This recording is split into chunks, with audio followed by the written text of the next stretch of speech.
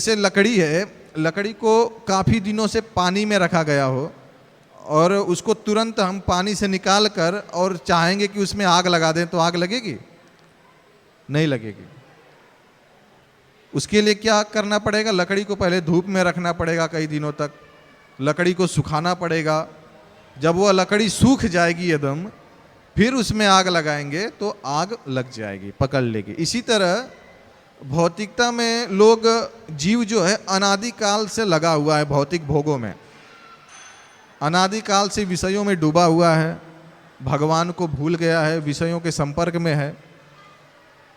तो उसको तुरंत अगर भगवान की शरण में आ भी गया तो उसके पाप करने की प्रवृत्ति तुरंत खत्म नहीं होती। वो सोचे कि मैं तुरंत शुद्ध भक्त बन जाऊं, तुरंत मेरे अंदर ये काम, क्रोध, लोभ, मोह, मद, मत्सर ये सब खत्म हो जाए, तो ये तुरंत नहीं होता। इसमें क्या होता है? समय लगता है।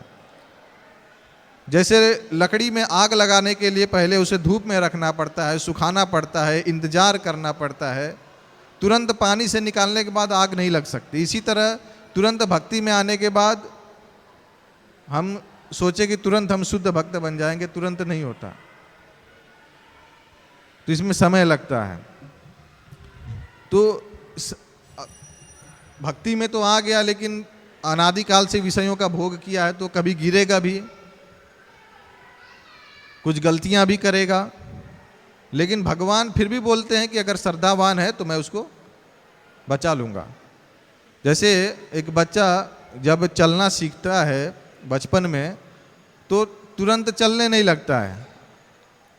सभी लोग बचपन में, जो भी यहाँ पे बैठे हैं, जितने भी हैं, तुरंत चलना किसी ने नहीं सीखा। पहले अभ्यास करते हैं, उनको उंगली पकड़ के चलाया जाता है, उसमें कई बार गिरते भी हैं, कई बार ठोकरें भी लगती है, लेकिन प्रयास करते करते वो एक दिन चलना सीख जाते हैं। तो इसी तरह भक्ति में प्रयास और कृपा दोनों बहुत जरूरी है। प्रयास, सिर्फ प्रयास से कुछ नहीं होगा जब तक वैष्णव की, गुरु की कृपा नहीं रहेगी। तो प्रयास और कृपा दोनों का तालमेल बहुत जरूरी है। तो दोनों की जरूरत है। अपना प्रयास करना है और साधु गुरु शास्त्र जो कहते हैं उनके वाक्यों का, उनकी आज्ञा का पालन करना है। तो जब हम प्रयास करेंगे और साधु शास्त्र गुरु जब कृपा करेंगे तो हमारा जीवन बदल सकता है। अपने प्रयास पे भगवान को प्राप्त नहीं किया जा सकता। कई लोग आते हैं मंदिर, मंदिर आते हैं लेकिन भक्तों से मिलते नहीं हैं, भक्तों से जिज्ञासा नहीं करते हैं, वैष्णव का संग नहीं करते हैं, मंदिर आते हैं चले जाते हैं। तो यह ऐसा हो गया कि डायरेक्ट हम भगवान के पास पहुंचना चाहते हैं। यह भी एक प्रकार से ठीक है, ये न के न प्रकार न लोग भगवान के पास आते हैं, लेकिन इससे भी श्रेष्ठ है कि तद्विधि परिपाते न परिप्रश्ने न सेवा। भगवान कृष्ण कहते हैं कि वैष्णव का संग कीजिए, गुरु का संग कीजिए।